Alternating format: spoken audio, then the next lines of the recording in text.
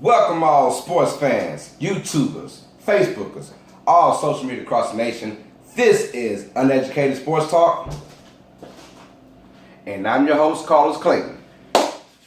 Now, please like and subscribe to Uneducated Sports Talk and Uneducated Network, both channels on YouTube. Please like and subscribe. Once again, y'all, we are done with our division for division. We talked about everything from the AFC East, North, South, and West, and the NFC East, North, South, and West.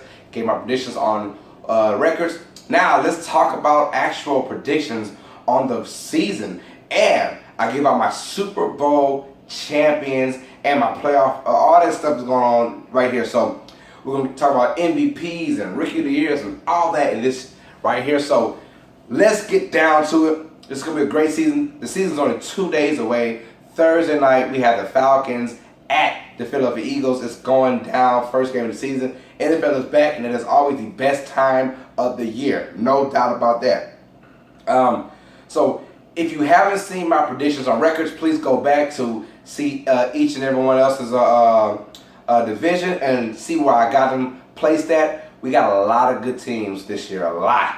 And some, most are in the NFC, some in the AFC. The AFC is kind of catching up, but the NFC is still king when it comes down to teams.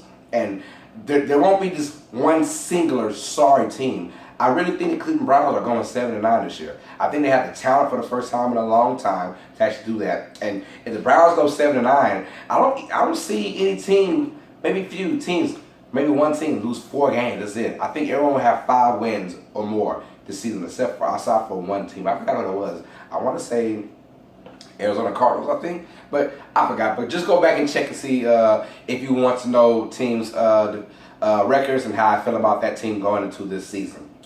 So let's get it started. My predictions for the 2018 and 19 season. Early predictions from your host, Clayton. Let's start with the coach of the year. I had the Minnesota Vikings going 13-3. Mike Zimmer's going to be coach of the year. They have no choice but to be coach of the year. They went, what was that, 12-4 last year? They went 12-4 last year, and this was without Kirk Cousins. Now you added Kirk Cousins, who's an upgrade from Case Keenum, and now you have a team that looks like from top to bottom is the best team. They're great on special teams, they're great on defense. Now they're going to be great on offense. They cannot go wrong. I think they go 13-3 for real, and I think that Mike Zimmer is going to be coach of the year. It's that simple right there. Let's go with our rookies of the year. Let's start with defense first. Defense is going to be interesting. There's a lot of no-name rookies out there that we really don't know about. And, I mean, we do know if you're a sports fan, but some guys are going to have to get used to these names. We have Bradley Chubb. He's probably the most obvious one.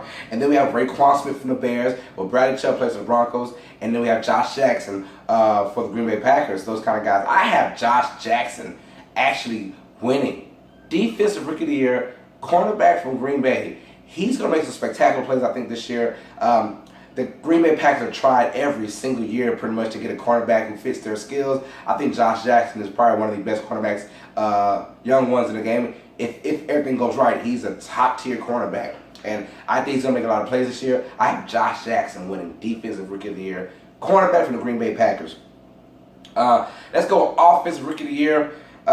You got guys like Saquon Barkley who came out there, and he's an obvious pick. And we have Sam Darnold, and we also have, I think that Ronald Jones, running back for the Tampa Bay Buccaneers, is going to have something big to say as well. There's a lot of good things that can happen to these teams. Royce Freeman from the Denver Broncos, the running back from Oregon, I believe they're all going to have decent years.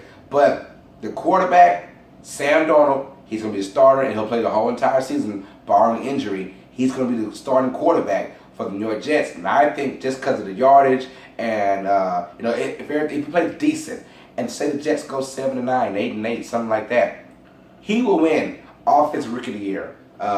Just by having the Jets be sort of relevant. He'll win the Offensive Rookie of the Year. Everyone's on the Saquon Barkley bandwagon, and he's going to be a hell of a player. But I think pump your brakes on him. We're going to see about it. I don't see him being as explosive as people like, but he has all the tools to be that. So I'm not going to jump on that bandwagon. Not quite yet. But I have Sam Darnold winning Offensive Rookie of the Year. So it's Josh Jackson winning Defensive Rookie of the Year, and I have Sam Darnold winning Offensive Rookie of the Year. Now, let's go to Comeback Player of the Year. Got a lot of good ones. We have Carson Wentz, Deshaun Watson, Aaron Rodgers. All those guys look pretty damn good. So It's going to be great to see these guys back on the field. I'm going with Aaron Rodgers as your comeback player of the year. I think Aaron Rodgers is going to have a big killer year. I cannot wait to see this guy back. And I can't wait to see Deshaun Watson. And whenever Carson Wentz does eventually come back, he will take over the spot for Nick Foles. Nick Foles has been named the starter for the Eagles at least the first month of the season until Wentz is really, really healthy and ready to come back. I'm ready to see those guys, but I believe Aaron Rodgers will win comeback player of the year. He is that special. He is the best quarterback in the game. You can't beat that. So let's go with our players of the years. And let's start off with defense first. We have our candidates for defensive player of the year. We have Jalen Ramsey. We have Aaron Donald. And we also have Marshawn Lattimore, Khalil Mack. We got guys like that who can come in. But I really think, I said it last year, I'm going to say it this year. I really think Jalen Ramsey is going to be defensive player of the year. No, he doesn't get the interceptions because no one throws his way. But they're going to start to look at it. The Jaguars are 11-5 like I predicted them to be, and like the #1 team in the AFC. Well, we got things to talk about now. Jalen Ramsey is going to be defensive player of the year. Book it. And offensive player of the year, we've got candidates. We got some good ones. Aaron Rodgers, Ezekiel Elliott, Alvin Kamara. We got Ty Gurley. All those guys are going to be something. Antonio Brown. If Le'Veon Bell comes back and he comes back correct, those guys are going to have a big impact in the game. I think offensive player of the year eventually is going to go to Alvin Kamara because he's going to get touches out of this world, especially the first 4 games while Mark Ingram is chilling on a pine. Alvin Kamara's going to have a special year this year. He might have 1,000 yards rushing, 1,000 yards receiving. He is that special. I think he's going to have the ball a lot in his hands, barring injury. Alvin Kamara will be your offensive player of the year. Book it. And for the MVP award, it's going to be a lot of candidates. I really think that Drew Brees is going to be there, Alvin Kamara. If things go right, Ty Gurley is going to be there. Tom Brady, obviously, is always in the conversation. Antonio Brown. But one guy stands in mind, if healthy, and I think he's going to win it. He's going to have an excellent, hell of a year. I believe this is the year that Aaron Rodgers becomes your most valuable player. I think Aaron Rodgers is going to have a killer year stat-wise. I have the Packers still going to the playoffs, but stat-wise, Aaron Rodgers is going to be MVP for this year. Book it. Aaron Rodgers MVP, Alvin Kamara, offensive player of the year. Defensive player of the year is Jalen Ramsey. Comeback player of the year, Aaron Rodgers. Defensive rookie of the year, Josh Jackson. Offensive rookie of the year is going to go to Sam Darnold. Coach of the year is Mike Zimmer. If I left anything else out, ask and I'll answer for you guys. So let's go on to the playoff prediction now.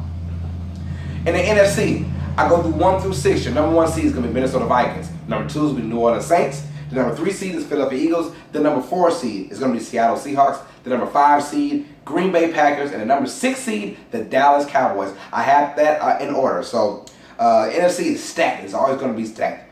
So let's talk NFC first. Minnesota #1, New Orleans #2. They have bye weeks going on. So I'm predicting that the Seattle Seahawks will face the Green Bay Packers in the wild card round, and of course the Philadelphia Eagles will face the host Dallas Cowboys. So a match of NFC East rivals. With that game, I have the Seattle Seahawks beating the Green Bay Packers, and I have the Philadelphia Eagles beating the Dallas Cowboys. I have the Eagles advancing to play against New Orleans in New Orleans, and I have the Seattle Seahawks advancing to play Minnesota in Minnesota. And then in that round, so let's go with the AFC now. AFC, I have Jacksonville, Pittsburgh, and New England all tied at 11-5.